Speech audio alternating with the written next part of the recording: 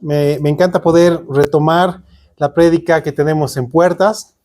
Estamos cerrando ya, acabando la carta de Santiago. Y cuando vemos en retrospectiva todo lo que hemos aprendido de Santiago, en verdad, Santiago nos impulsa a poner nuestra fe en acción. Todo lo que hemos ido viendo a través de la enseñanza de esta hermosa carta nos ha llevado a comprender que la fe requiere de nosotros acción. Mostrar que el Señor está en nuestro corazón, mostrar que el Señor gobierna nuestra vida y mostrar a través de acciones, a través de palabras, a través de nuestra actitud, cómo Dios gobierna nuestra vida. Hoy vamos a tocar un solo versículo del capítulo 5. Y para esto quiero ilustrar un poco lo que vamos a aprender a través de una historia. ¿Ok? En cierta ocasión, un trabajador estaba en un lugar, en un trabajo de muchas personas.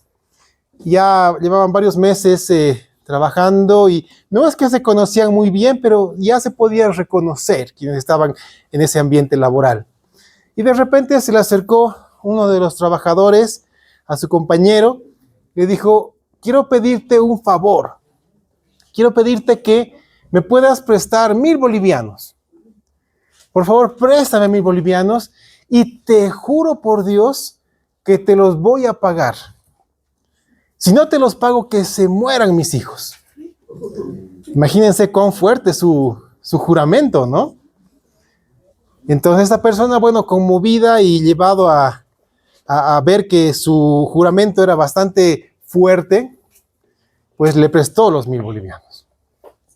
Pasó una semana, 2 semanas y un tiempo más, y de repente en una charla ocasional con otro trabajador, se pusieron a hablar de las familias de quienes estaban en ese lugar. Y de repente le preguntó: oye, ¿y este amigo al que le debía, cuántos hijos tiene? Él no tiene hijos, ni siquiera está casado, no tiene ni siquiera chica. Entonces se quedó pasmado. Cuando se acercó y le dijo: oye, me debes dinero y tú me has jurado por la vida de tus hijos que ni siquiera tienes que me ibas a pagar. No tengo hijos, así que no tengo por qué cumplir mi palabra. Fuerte, ¿no es así? Ok. Con esta ilustración vamos a entrar a lo que Santiago capítulo 5, versículo 12 nos enseña. Porque vamos a poner nuestra vida a la luz de la palabra.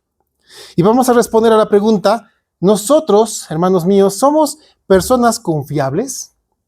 ¿Eres tú una persona confiable? ¿Eres una persona en la cual se puede depositar plena confianza? Porque ese es el título de la prédica de esta noche. ¿Somos personas confiables? Es una pregunta. Ok, Santiago capítulo 5, versículo 12. Dice la palabra del Señor: pero sobre todo, hermanos míos, no juréis ni por el cielo, ni por la tierra, ni por ningún otro juramento, sino que vuestro sí sea sí y vuestro no sea no, para que no caigáis en condenación. Es un solo versículo que vamos a tocar hoy y vamos a ir cerrando la enseñanza de Santiago. La verdad, me llama la atención que se ha mal enseñado este versículo en muchas circunstancias. Porque hay mucha gente que piensa que este versículo prohíbe jurar. Vamos a ver a través de las Escrituras qué es lo que realmente Santiago enseña, qué es lo que Jesucristo nos enseña y qué es lo que la ley también enseña acerca de esto. Vamos a ver primero cuál era la mala práctica judía acerca del juramento. Porque para comprender lo que está pasando necesitamos ir al contexto de lo que pasaba esto. En ese tiempo, queridos hermanos, los judíos desarrollaron la costumbre de jurar para confirmar lo que decían.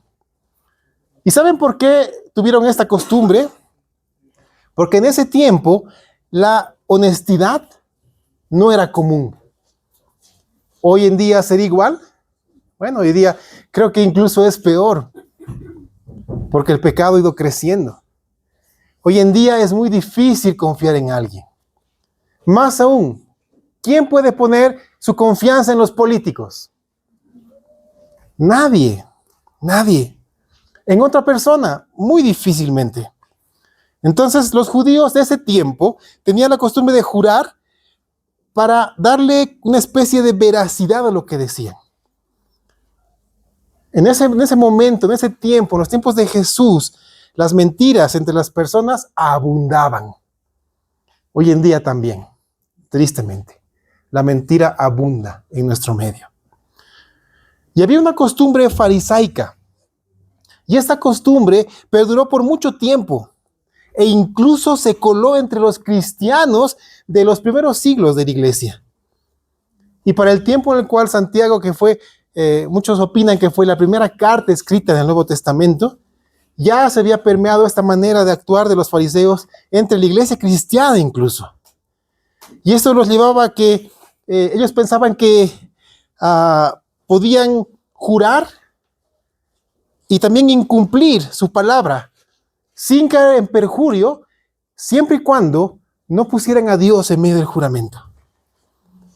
Esa fórmula mentirosa consistía en que si ellos juraban por cualquier cosa, sin poner a Dios en medio de esto, como que les daba una opción de no cumplir esa promesa. Algo así como hoy en día cruzar los dedos cuando es una promesa. ¿No? ¿Entienden esa figura? ¿No? Muchas veces hacen eso, ¿no? Alguien le promete algo a su hijo, pero atrás está con las manos, con los dedos cruzados. Y como que esa creencia les salvara de no cumplir una promesa. Y tal vez poniendo un contexto actual para que comprendamos lo que eso significa, sería como decir, te juro que te voy a llamar. ¿No? Como pensando que nos estamos obligando a llamar a otra persona a quien se le hizo el juramento. Por otro lado, esta promesa vacía del te voy a llamar es vacía porque vemos que ni siquiera tenemos el teléfono de esta persona. Tal vez de tanto tiempo nos hemos encontrado y le decimos te voy a llamar, pero no tenemos su teléfono. Es más, capaz que ni nos acordamos cómo se llama. Nos acordamos cómo le decíamos en el colegio, pero por nombre exactamente no. Así que tener su teléfono, menos. ¿Cuántas veces ustedes han pasado por eso? Que se encontraron con alguien después de tiempo, oye, pues haremos algo, nos veremos, vamos a tomar un cafecito. Pero en el corazón no había la intención de que eso sea cierto. Y pasamos. Son promesas vacías. Son promesas que ponen en evidencia cómo está nuestro corazón. Y entre varones es común hacer planes que no tenemos la menor intención de cumplir. Voy a citar algunos ejemplos, tal vez los varones comprendan esto. Se encuentran varios amigos y de repente dicen, oye, haremos pues una parrilladita. Ya, ¿quién organiza? ¿Quién va a ver? Pasa la semana y no se lleva a cabo. O si no, vamos a jugar fútbol. Ya, meta, yo voy a poner la cancha, que no sé qué. Pasa la semana y nada, no nos reunimos. ¿No? O la famosa frase de, nos reuniremos pues. Pero no pasa nada. Y si piensan que entre mujeres es diferente, pues no es así, es igual. He estado consultando un poquito al respecto y hay frases entre mujeres que son muy llamativas. Por ejemplo, te voy a pasar la receta. Pero en su corazón no tienen la mínima intención de que sepan cómo hacen y cómo revelar su secreto. O también, te voy a pasar la dirección de mi peluquera, pero no quieren que sepa dónde es, para que no sea igual. ¿No? O también, no sé, te voy a pasar los tips de belleza. No pasan. Entonces, tanto varones como mujeres tienen esas falsas promesas o promesas vacías. Y en los tiempos del Nuevo Testamento, las personas aprendieron a aplicar el sistema farisaico de juramentos vacíos. Y por eso es que juraban por el cielo, no por Dios, por el cielo. Así dice Santiago. También juraban por la tierra o por cualquier otro juramento vacío. La cosa es que eviten a toda costa nombrar a Dios para no caer en perjurio. Esa es la manera en la cual pensaban, en la cual ellos creían que podían jurar y evitar el cumplimiento del juramento. Cuando hacían esto, pensaban que no estaban obligados a cumplirlo. Esa era la manera de pensar. Hoy en día no ha cambiado mucho. Yo creo que es momento de que nosotros vayamos analizando cómo son nuestras palabras. ¿Hacemos promesas vacías? Cosas hasta cotidianas. He dado este ejemplo muchas veces, pero ¿cuántos han ido al mercado y preguntaron, caserita, ¿cuándo es tu tomate? Ya, voy a volver. No vuelven. No vuelven. ¿Para qué le decimos que vamos a volver si no vamos a volver? Hacemos eso. Hoy en día es fácil escuchar a dos amigos o amigas que se hacen falsas promesas, ¿no? Y como todavía dicen, oye, nos veremos. Y todavía como para darle más seriedad, seguro, ¿no? Sí, seguro, seguro. Pero lo más complejo es que ambos, de alguna manera, saben que no van a cumplir esa promesa.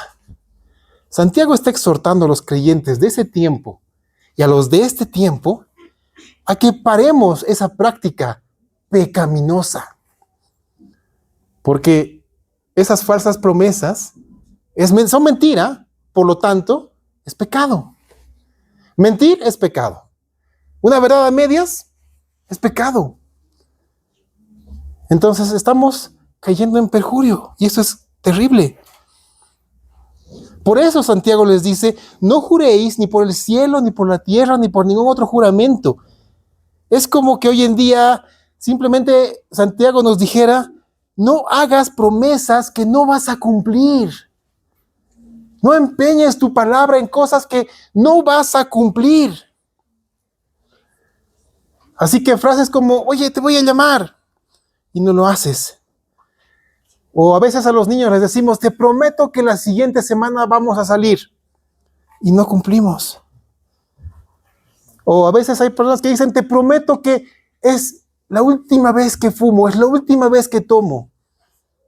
Muchos hacen esa promesa. O esposos que dicen, es la última vez que te levanto la voz. Es la última vez que digo groserías. Pero la realidad muestra otra cosa muy distinta. Debemos estar pendientes de esto, hermanos míos, porque Santiago hace una exhortación muy fuerte para nuestra vida. ¿Cuál era la enseñanza bíblica sobre el juramento? Debemos entender esto y debemos entender en qué está fundamentado el juramento o las promesas o el empeñar nuestra palabra. ¿En qué está fundamentado? Lo que las personas que juraban por el cielo y por la tierra o por cualquier otra cosa no sabían, no, más bien al contrario, ellos pensaban que estaban libres del cumplimiento de su juramento por no poner a Dios en medio. Lo que ellos no sabían o no tenían en cuenta era lo que dice la Biblia en Isaías capítulo 66, versículo 1. Hermanos míos, esto es revelador para nosotros. Isaías 66, 1 nos dice, Jehová dijo así. Es decir, Dios está diciendo lo siguiente. El cielo es mi trono y la tierra estrado de mis pies. ¿Se dan cuenta? Entonces, aquellos que juraban por el cielo o juraban por la tierra, no tomaban en cuenta lo que Isaías ya había dicho. Y aquí Dios claramente dice que el cielo le pertenece, porque es su trono. La tierra le pertenece, porque es el estrado de sus pies. Así que lo mismo que la gente que realizaba cualquier otro juramento en cualquier otra circunstancia, pero evitaban nombrar a Dios, pensando que eran libres del cumplimiento de esta promesa, tampoco entendían lo que el siguiente versículo, el versículo 2 de Isaías 66 dice. Escuchen, mi mano hizo todas estas cosas, y así todas estas cosas fueron, dice Jehová. Hermanos míos, Dios es el dueño del cielo, de la tierra y de todo lo creado. Todo le pertenece a Dios. ¿Hay algo que no le pertenezca a Dios? Todo le pertenece a Él. Por tanto, jurar por algo que es propiedad de Dios es como jurar por Dios mismo. Así que no pensemos que por hacer promesas vanas nos estamos librando de cumplir esto. Así que revisa tus palabras, hermano mío. Revísalas. ¿Qué le dices a tu esposo, a tu esposa, a tus hijos, a tus amigos? Y a mí me llama mucho la atención cómo Santiago pone el énfasis en esto. Porque prácticamente nos está recordando las palabras de Jesús. Jesús habló de esto en el Sermón del Monte. Vamos a Mateo 5:33. En Mateo 5:33 encontramos las palabras de Jesús respecto al juramento. Escuchen. Dice, además, habéis oído que fue dicho a los antiguos, no perjurarás, sino cumplirás al Señor tus juramentos. Pero yo os digo, no juréis en ninguna manera, ni por el cielo, porque es el trono de Dios, ni por la tierra, porque es el estrado de sus pies, ni por Jerusalén, porque es la ciudad del gran rey. Ni por tu cabeza jurarás, porque no puedes hacer blanco o negro un solo cabello. Pero sea vuestro hablar sí, sí, no, no. Porque lo que es más de esto, del mal procede.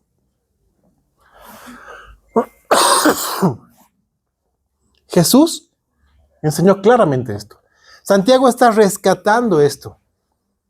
Y desde el momento en que Jesús dio esta enseñanza, hasta el momento que Santiago la repite, la costumbre no había cambiado. Porque igual se referían a los fariseos por la manera de jurar. Ahora, ¿cómo es esto de juramento? Porque, como les dije al principio, aparentemente parece que Jesús y Santiago prohíben jurar. Pero no es así. Vamos a entender lo que está pasando. Porque el juramento era una costumbre muy arraigada en el Antiguo Testamento. Y fue regulada incluso por la ley de Moisés. Les voy a dar unos cuantos ejemplos. Ahí tenemos a Abraham en Génesis 24. No, Abraham exigió de su siervo un juramento. ¿Sí? Si vamos a esa parte, vamos a ver que Abraham le pide a su siervo que jure que iba a encontrar una esposa para su hijo. Y su siervo jura y cumple su juramento. Bueno, un par de generaciones después, Jacob también exigió juramento a su hijo José.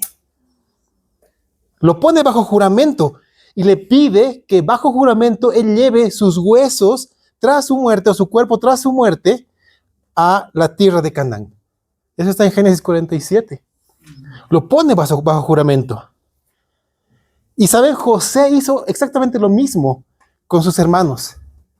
Les pidió que le sacaran su cuerpo cuando fueran llevados hacia la tierra prometida. José también hizo jurar a alguien.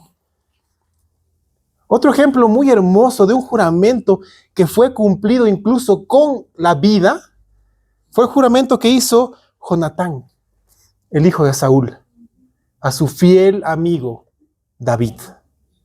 Él hizo un juramento. Está en primer libro de Samuel, capítulo 20. Y ese juramento fue cumplido con su vida. Fue impresionante. Y saben, hermanos míos, en definitiva fue Dios quien reguló en la ley lo referente al juramento. Y Dios estableció que los juramentos fueran hechos en su nombre. Vamos a leer Deuteronomio capítulo 6, versículo 13. Ahí nos dice claramente, a Jehová tu Dios temerás, y a él solo servirás, y por su nombre jurarás. Hay un motivo de poner a Dios en un juramento. Y se repite en Levítico 19:12. Eso es muy fuerte. Levítico 19:12 nos dice, y no juraréis falsamente por mi nombre, profanando así el nombre de tu Dios, yo Jehová. Entonces pide a sus hijos, a su pueblo, que si van a jurar, juren por el nombre de Dios y que no profanen ese juramento, porque están jurando por el nombre de Dios. Y quien quebranta un juramento hecho en el nombre del Señor, quebranta directamente el tercer mandamiento. ¿Cuál es el tercer mandamiento? Bueno, Éxodo 27 lo dice claramente. No tomarás el nombre de Jehová tu Dios en vano, porque no dará por inocente Jehová al que tomare su nombre en vano. Entonces, como hijos de Dios, hermanos míos, necesitamos ver nuestras palabras, escuchar nuestras palabras. ¿Cómo está nuestro corazón?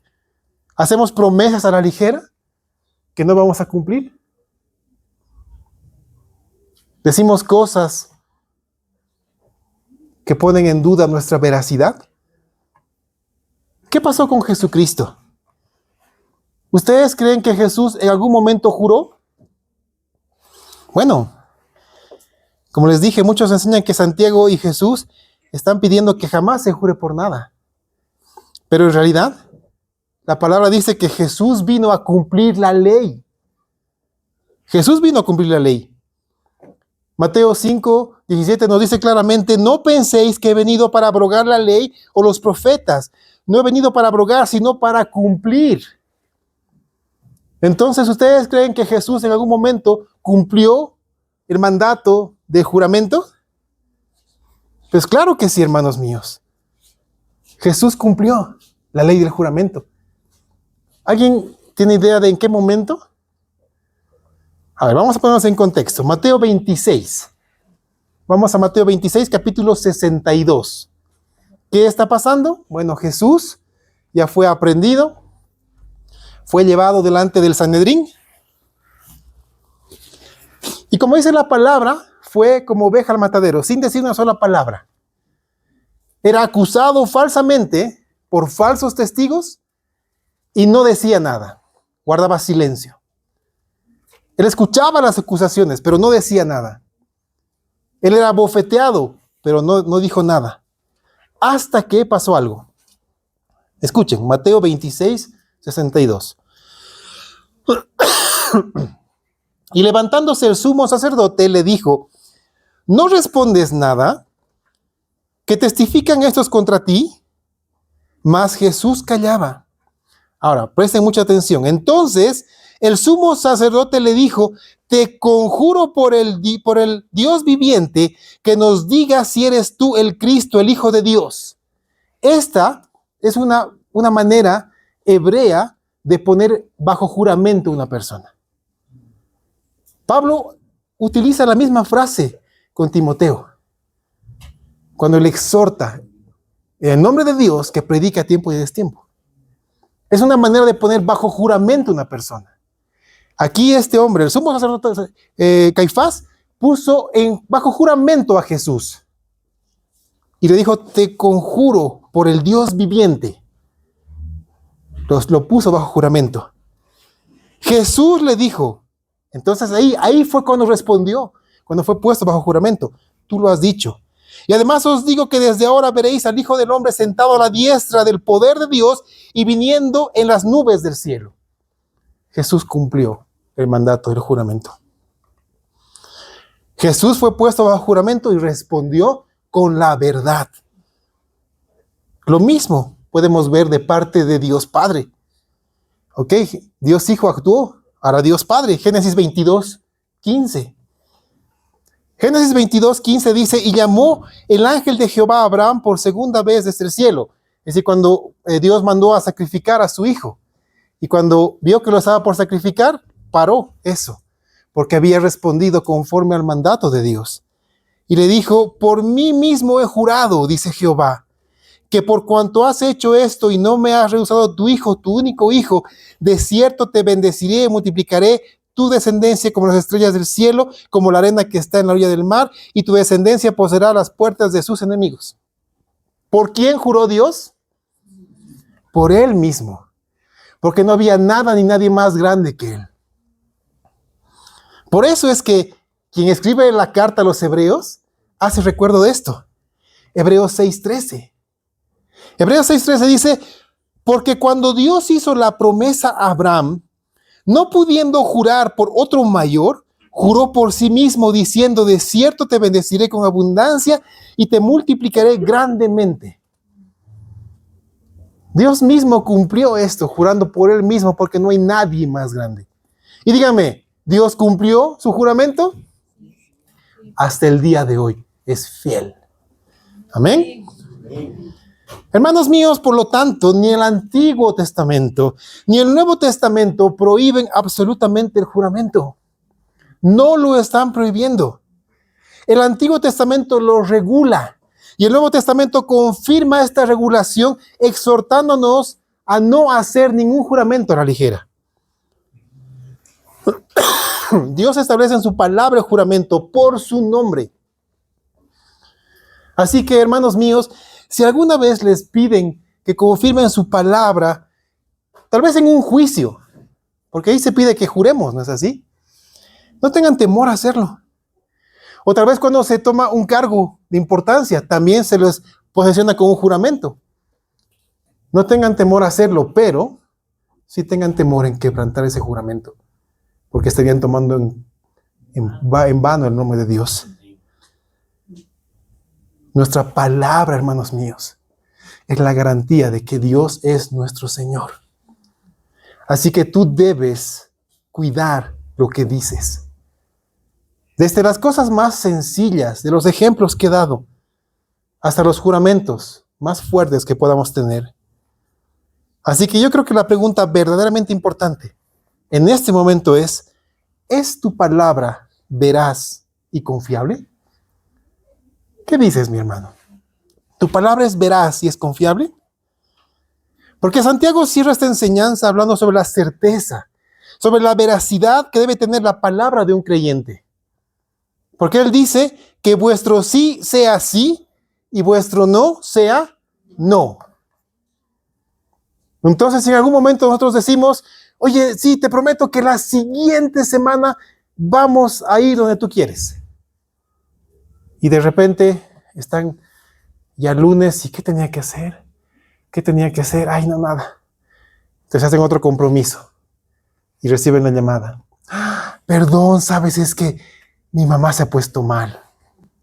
Añadimos a nuestro pecado más pecado, mintiendo. Hermanos míos, la mentira genera más mentira. Nosotros debemos cortar eso. Debemos ser honestos. ¿Cuántas veces un papá ha hecho una falsa promesa a su hijo para que deje de molestarlo? Sí, te voy a comprar, te voy a comprar. ¿Y qué pasa? ¿Cumplen esa promesa? No. ¿Quién queda dañado? ¿Quién queda con el corazón dañado? El hijo. ¿Y quién queda con el corazón pecaminoso? ¿Quién mintió? Si somos hijos de Dios, debemos ser creíbles, debemos ser confiables, debemos ser veraces con la gente a nuestro alrededor. Y no deberíamos necesitar confirmar esto a través de un juramento. No debería ser así. Y es por el simple hecho de que nuestra sola palabra debería ser suficiente garantía, porque un creyente no miente o no debería mentir, porque Cristo vive en su corazón. Hermano, ¿eres tú una persona cuya palabra es suficiente para que no duden de ti? Deberíamos serlo. Deberíamos apuntar a eso. Deberíamos apuntar a ser personas que cuando nos comprometemos a algo, lo cumplimos. Deberíamos aprender eso. Algo que con mi esposa aprendimos hace tiempo atrás respecto a este tema fue de unos grandes amigos, misioneros ingleses. Ellos nos llamaban y nos decían, ¿qué te parece si en 2 semanas salimos a pasear? Y nosotros, dale, claro que sí. ¿Qué creen que pasaba en 2 semanas? Nos llamaban, ok, ¿dónde nos vemos? Y nosotros, ¿como para qué? Y ellos comprendieron lo que pasó. Nos dieron una gran lección de vida. Nos enseñaron a planificar el día, la semana, el mes y el año. Entonces ellos nos dijeron, ok, ¿en 3 semanas podemos salir? Sí. Y marcaban en su calendario, 3 semanas salida con la familia Pacheco. Listo. Ya estaba. Y era palabra empeñada. Entonces comenzamos a hacer lo mismo. Y no saben cuántas veces nos ha librado de poner nuestra palabra en duda. Debemos hacerlo. Las hermanas, las mujeres están llevando un hermoso discipulado al respecto. Pónganlo en práctica. Recuerden que la mentira solo tiene una procedencia. ¿De quién procede la mentira? De Satanás, del maligno. ¿Por qué? Porque él es el padre de mentira. Y fue desde el principio. Lo hizo desde la primera tentación. Porque Satanás se atrevió a llamar mentiroso a Dios. Él aseguró que lo que Dios había dicho no era cierto. ¿Con que les dijo eso? No, no es así. No, hermano, Satanás es el padre de mentira. Cuando alguien miente, cuando alguien llena su vida de falsedad al punto de que no es alguien creíble, no es alguien confiable, es porque ha dado lugar al diablo en su vida. Uno mismo ha abierto las puertas para que Satanás siembre mentira en su vida. Y basta que mintamos una sola vez para cubrir esa mentira, otra mentira. Y después otra y otra y otra. ¿Y cuánto vamos a lastimar el corazón de nuestro Señor? Miren, lo que le dice Pedro a un hombre llamado Ananías es muy fuerte en Hechos 5:3. Y dijo Pedro: Ananías, ¿por qué llenó Satanás tu corazón para que mintieses al Espíritu Santo y sustrajeses del precio de la heredad? ¿Por qué? ¿Por qué llenó Satanás? ¿Por qué dejaste que Satanás llenara tu corazón para mentir al Espíritu Santo? Este hombre había mentido a las personas, pero su mentira fue tomada en contra del Espíritu Santo y lo contristó. Así que toda mentira que tú, hijo de Dios, hija de Dios, hagas o digas, estás contristando al Espíritu Santo. Por lo tanto, tus palabras deben ser veraces. Un creyente salvo por fe en Cristo Jesús debe ser llevado por Dios a la verdad. Es llevado por Dios a la verdad. Por lo tanto, su manera de vivir, su manera de hablar, debe contener la verdad de Dios. Javi nos está enseñando acerca de esto, de lo que Cristo dijo. Yo soy el camino, la verdad y la vida. Si Cristo mora en nuestro corazón, la verdad debería estar en nuestro corazón. ¿No es así? Entonces, hermanos míos, ¿cómo está? ¿Cómo somos? ¿Somos veraces? ¿Somos personas confiables? Porque Efesios 4:25 dice algo muy hermoso. Efesios 4:25, por lo cual, desechando la mentira, hablad verdad cada uno con su prójimo, porque somos miembros los unos de los otros. Es decir, que porque tú eres mi hermano en Cristo y ambos pertenecemos al cuerpo de Cristo, yo no puedo mentirte, porque estaría primero afrentando a nuestro Señor y después a ti, mi hermano en Cristo Jesús. Y estaría tomando el nombre de nuestro Dios en vano. Así que toma en cuenta tus palabras. Analicemos nuestra vida, hermanos míos. Porque Santiago no es que se cierra solamente a jurar o no jurar. No. Santiago está hablando de un estilo de vida. Un estilo de vida que muestre que Cristo es aquel que guía nuestra vida y nuestro caminar con la verdad. ¿Saben qué muestra esto? Que no solo es cuestión de lo que digas. No solamente es cuestión de que cuanto hables sea verdad. En realidad es de que cómo son nuestros hechos. Cómo es tu manera de vivir. Cómo es tu testimonio de vida. Esto quiere decir que nuestras acciones deben ser guiadas por la verdad y no mostrar engaño en ningún momento. Y no solamente es con lo que hablamos, es cómo vivimos. ¿Cuántas veces nos ha tocado pasar por esas circunstancias? Voy a dar un ejemplo. A lo mejor no es algo cotidiano, pero como dicen, no, ningún ejemplo cae en vano. A ver, Pasa que algún creyente de repente sale peleado con su familia en su casa. Y se le pasan discutiendo todo el camino a la iglesia. Pero en cuanto cruzan la puerta, es como que en la presencia de los demás no ha pasado nada. No, aquí todo está bien. Es puro amor, armonía, paz y tranquilidad. ¿No? ¿Alguna vez les ha pasado? Esto, hermanos míos, es engaño. Y por lo tanto es pecado. Aunque nadie lo note, el Señor conoce nuestro corazón. O pasa que aquel creyente que aparenta que su vida es perfecta y es envidiable, pero en realidad no tiene control ni de su tiempo, ni de su dinero, ni del tiempo que pasa en redes sociales. Eso es derrochar y es malgastar el tiempo. Esto nos pone en las circunstancias de ser malos administradores de lo que Dios nos ha dado. Entonces no somos personas veraces. O también el creyente que es un amor, es un dulce con las personas. Es tan amable con la gente. En cuanto saluda a las personas, les da un abrazo muy efusivo, los trata con mucho cariño, con mucho respeto. Alguien dice, pucha, qué buena gente es este hermano. Pero en su casa,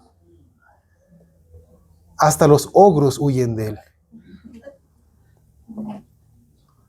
Es como un hígado bautizado en jugo de limón.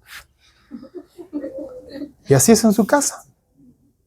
Dígame si es una persona veraz en quien se puede confiar. En realidad es una persona de doble ánimo, ¿no es así? Y sabemos que los que son de doble ánimo son inconstantes en todos sus caminos. Es hipocresía. Y tampoco le gusta al Señor.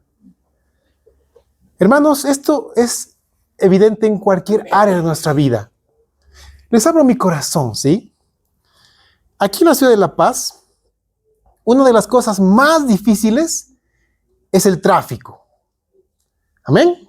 ¿Sí? Es verdad, el tráfico. ¿Cuántas veces ha pasado que un querido amigo del transporte público hace lo que no debía hacer y casi nos choca? Entonces, ¿qué es lo que quiere hacer uno? Bajarse y ponerlo en su lugar. ¿Saben qué es lo que muchas veces me ha frenado, aparte de mi esposa? Gracias a Dios. Es el hecho de pensar, ¿qué pasaría si un día yo estoy predicando y de repente esa persona entra a la iglesia y me ve? Y diría, ¡ay, qué bonito! ¡Qué bonito!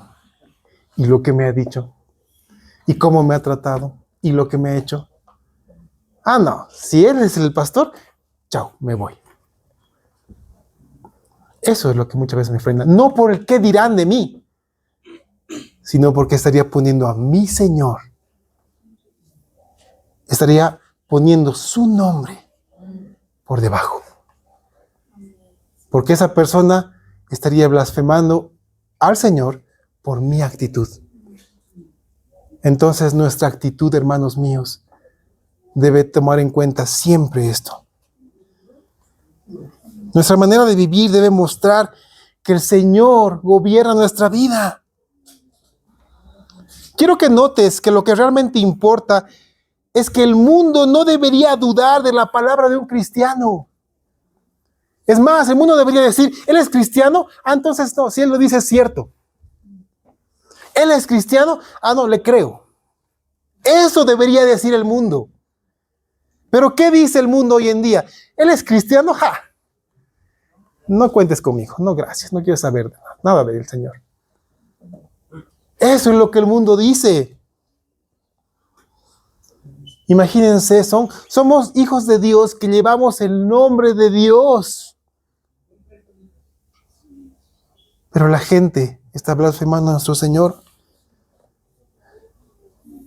La exhortación de Santiago nos debería llevar a reflexionar sobre el hecho de que nuestra credibilidad está ligada a la credibilidad de Dios. Así que nuestra manera de actuar debe mostrar la veracidad de Dios. Los no creyentes deben convencerse de que un hijo de Dios habla la verdad. No se trata solamente de no mentir sino de cómo actuamos, de cómo vivimos cotidianamente. Estamos hablando de tu testimonio. Tu testimonio puede llevar a muchos a los pies de Cristo. O tu testimonio puede espantar a muchos. ¿Cómo está tu testimonio hoy en día? ¿Eres alguien veraz? ¿Eres alguien confiable? ¿Eres alguien cuya palabra tiene garantía de cumplimiento porque el Señor es tu Señor? ¿O eres de las personas que habla a la ligera, que hace promesas vanas? Debemos pensar seriamente en esto, hermanos míos. Tu testimonio muestra quién es tu Señor. Pensemos por un momento, ¿sí? Hermanos, ¿cuánta falta le hace a este mundo valores y referencias adecuadas que provienen de quienes aman al Señor? Que provienen de quienes son llamados a ser sal y luz a las naciones. Eso es lo que falta en este mundo. Que los no creyentes digan, él es cristiano, entonces habla la verdad. Eso es lo que necesitamos. Se requiere de creyentes que no necesiten jurar, porque su palabra ya es recta, porque el Señor está en su corazón. Eso es lo que necesitamos. Hermanos, ¿cómo estamos nosotros? ¿Somos personas confiables, veraces? Preguntemos a nuestros hijos, ¿cuántas veces hemos lastimado su corazón con promesas vanas y vacías? ¿Cuántas veces nuestro actuar ha mostrado que somos unos en casa y somos otros ante los demás?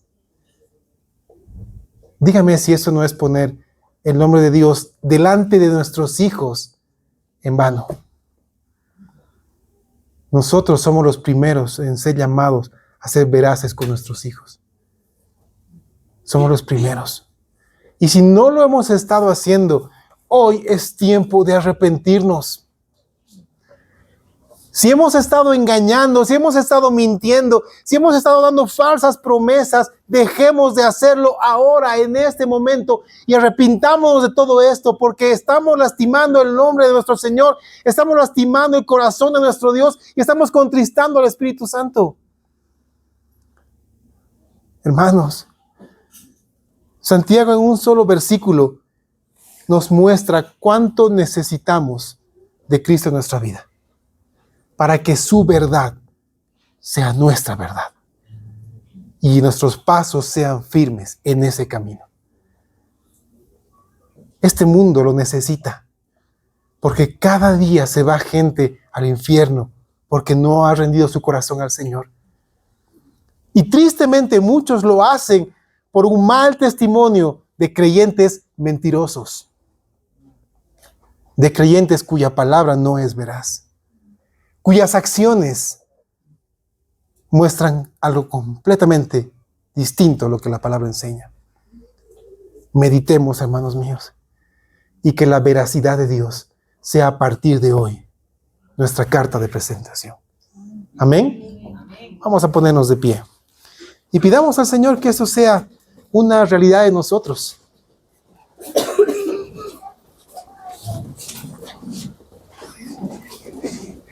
Oremos. Oh Señor, yo oro por todos los papás que están acá presentes. Yo incluido entre todos ellos. Si en algún momento, Señor, en nuestro corazón ha habido la idea de hacer falsas promesas, yo te ruego, Padre, que nos perdones.